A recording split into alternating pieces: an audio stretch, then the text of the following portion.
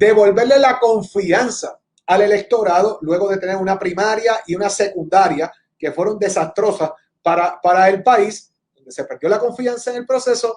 Es el momento de devolvérsela. Se une a esta hora conmigo el licenciado José Rico Valenzuela para hablar un poco del debate que tuvo ayer Donald Trump y Joe Biden. Licenciado Valenzuela, bienvenido a la CZ Digital, privilegio. Muy buenas tardes Jorge, igualmente para mí y a todos los que nos ven y nos escuchan. Buenas tardes. Licenciado, yo quisiera una impresión de entrada. ¿Quién usted ve que ayer lució mejor en el debate? Bueno, definitivamente Biden pudo sobresalir en comparación con la vez anterior y con otras intervenciones que ha tenido públicas. El señor Donald Trump lo que pudo hacer más que nada fue consolidar su base. No salió afectado negativamente. Sí hubo unas situaciones que estuvo incómodo, por ejemplo, cuando se le reiteró la situación del racismo, que él trata de comparar con Lincoln, Abraham Lincoln, y obviamente Joe Biden aprovechó esa coyuntura, lo cual lo llevó después a tratar de explicar que lo que se estaba refiriendo era que después de él, de Abraham Lincoln, él vendría siendo la persona menos racista en Estados Unidos, y eso pues un poco pues me parece que lo sacó de sus casillas a Trump, y también comenzó bastante calmado, lo cual eso yo creo que ilustró mucho que en efecto está haciendo caso, porque se dio cuenta de que esa agresividad que mostró en la vez anterior, pues a los norteamericanos, estadounidenses, pues obviamente no les cae bien, y eso pues, ciertamente lo trató de mejorar con un tono más sosegado al principio, tratando de limitarse en los tiempos, y gracias a Dios pues no hubo un exabrupto tan grande. Si acaso pues pudo robarle uno que otro segundos o minutos adicionales, pero no fue gran cosa en términos de las interrupciones. Cambió un poco el pace del debate, el que Trump estuviera más tranquilo, pero permitió de alguna manera de que Biden pivoteara mejor en ataques hacia Trump, como no lo pudo hacer en el primer debate. Definitivamente, sobre todo también en el tema más importante que habíamos resaltado ayer en la previa, como le decimos, sobre lo que es el tema del COVID-19.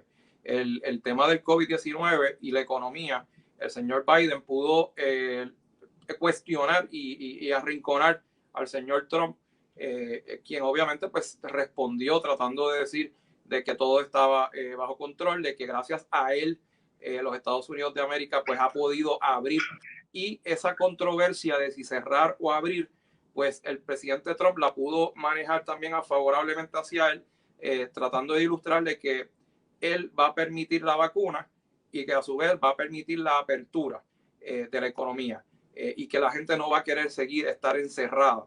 Y eso pues también le dio un poco de momentum en ese aspecto, porque la situación económica en Estados Unidos, aunque no es la mejor por las razones que sabemos, al presidente Trump, la gente en términos generales lo identifica con la producción económica y obviamente con el desarrollo económico como tal, porque ese ha sido su eslogan durante los últimos casi 4 años que ha estado ya en el poder. Así que yo creo que esos son los puntos más importantes. Lo que sí me preocupó es que nunca se habló sobre el tema de inmigración en esta situación de una forma certera.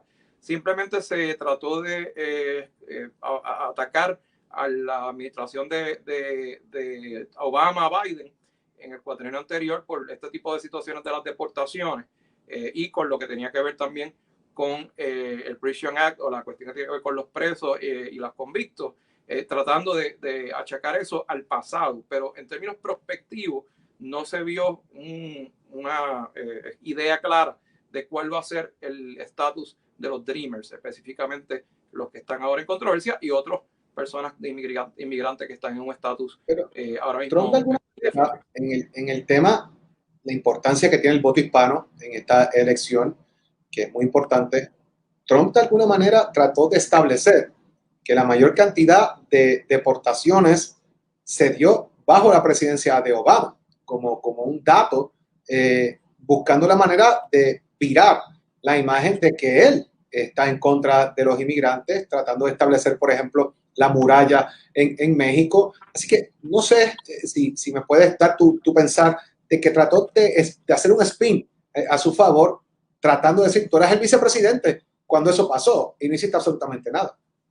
Definitivamente. Ese yo creo que fue de los golpes más bajos que le pudo propinar a Biden en el debate, porque ciertamente pues Biden estuvo 2 términos, es decir, o sea, estuvo 8 años allí. Tampoco fue que estuvo de secretario de Estado, ni mucho menos por un tiempo pequeño, sino fueron 8 años, lo cual lleva a que esta crítica sea más grande.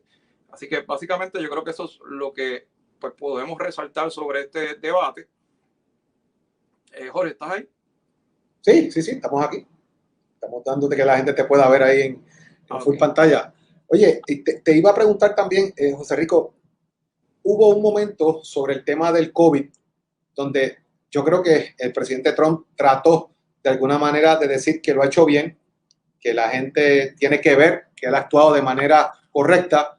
Sin embargo, me parece que así fue uno de los mejores turnos de Joe Biden en ese caso, porque le demostró a Trump de alguna manera que estaba mintiendo, que no eran correctos, que los números que estaba dando no eran los números certeros y sobre todo fue contra la credibilidad del presidente en ese caso y creo que fue, aunque fue el turno inicial, fue de los mejores turnos que hubo en el debate.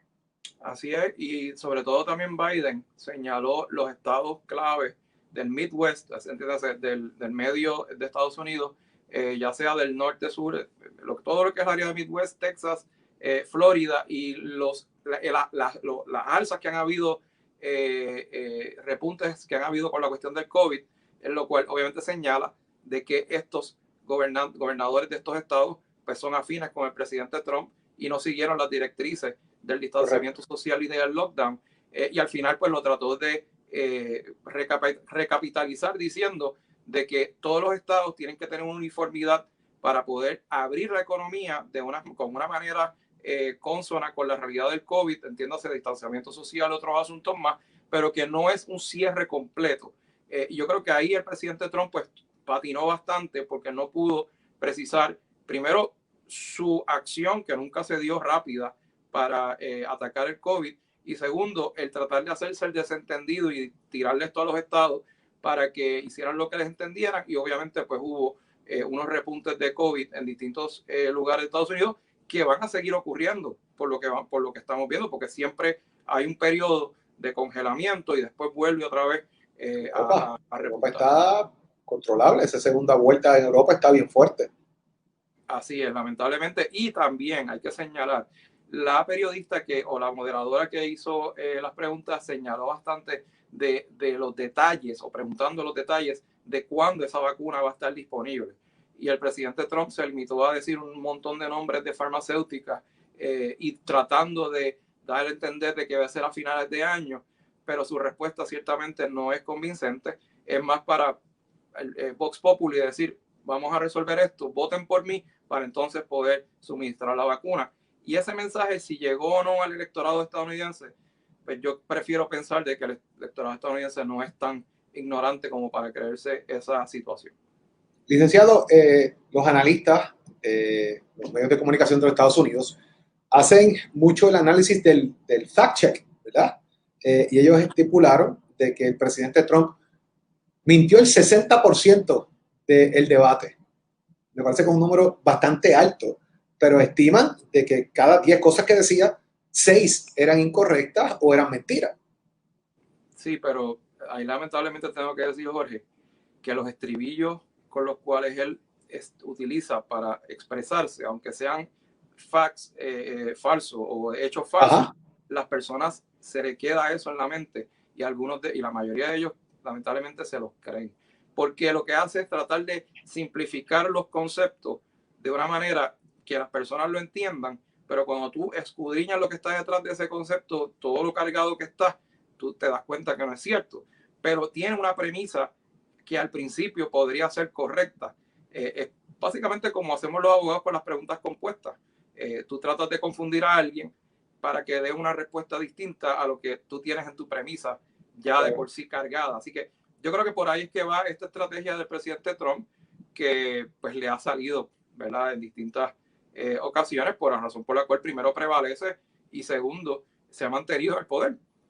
No han podido sacarlo aún con todos los inicios de residenciamiento y otros asuntos más.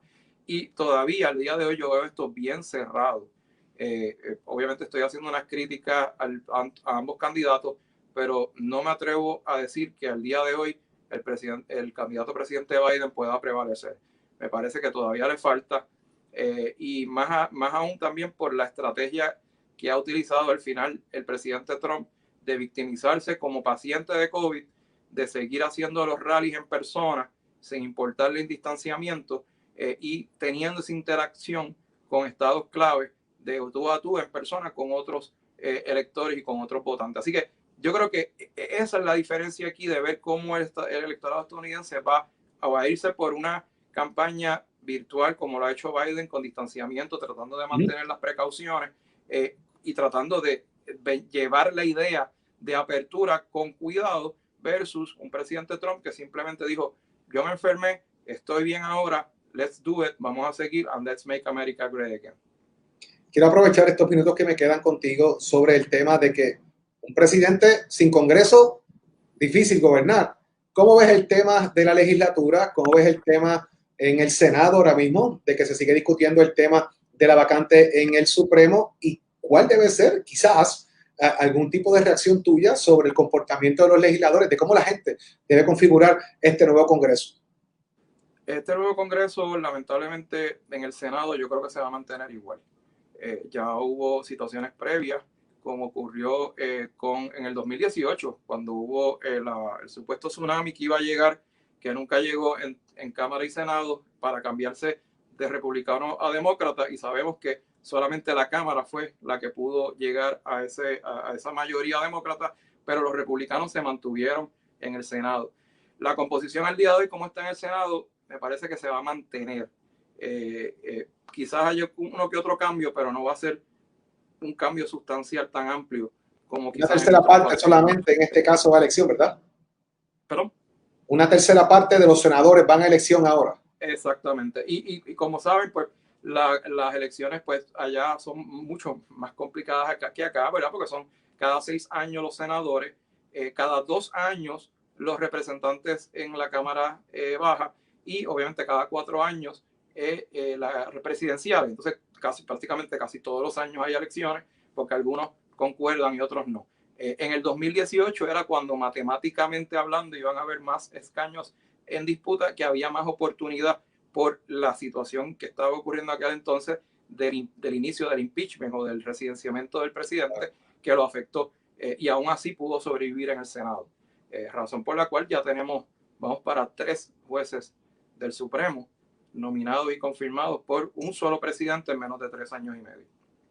Así que vamos a ver qué pasa. Yo creo que vamos a tener un proceso en los últimos días de lo más interesante. El debate de ayer, te pregunto, ¿cuánto pudo haber influenciado? Ya han votado, me parece que, creo que escuché ahorita un número que ya iban adelantado casi 40 millones de personas que ya habían ejercido el voto en los Estados Unidos. Obviamente, el early voting comienza mucho más temprano que acá, pero ¿cuánto puede influenciar el debate ya habiendo 40 millones de votos emitidos? ¿Cuántos más podrán votar? ¿Sobrepasarán el 50% en esta elección? ¿Qué tú crees? Yo creo que sí. Para dentro de lo positivo de todo esto que tiene que ver con el COVID, el encerramiento ha llevado a las personas a estar más atentos a lo que está ocurriendo, primero porque se les está afectando su salud, su estilo de vida y su bolsillo. Y la gente, pues cuando eso ocurre, pues se interesa más por la política, porque obviamente quieren ver prospectivamente qué va a ocurrir con su futuro. Así que yo creo que esta elección, para sorpresa de muchos, va a sobrepasar el 50% de participación, lo cual sería un gran avance en Estados Unidos en lo que es su democracia, porque sabemos que a veces no llegaba ni a un 35-40% en unas elecciones sin este tipo de circunstancias. Licenciado Valenzuela, gracias por sacar este ratito para compartir con nosotros aquí en Nación Z, edición digital. A usted, y como siempre, usted también ve al licenciado Valenzuela en Nación Z por las mañanas, que lo llamamos para molestarlo de vez en cuando y que nos ponga al día de lo que está pasando en las contiendas de los Estados Unidos. Así que usted pendiente, porque esta semana lo llamaremos de nuevo para ver qué está pasando con este cierre. Óigame, a quizás menos de 10 días al día de hoy, 12 días, ya la semana que viene es la última semana antes del proceso. Que tenga buenas tardes, licenciado Valenzuela. Agradecido. Gracias. Que tengan todos buenas tardes. A ustedes.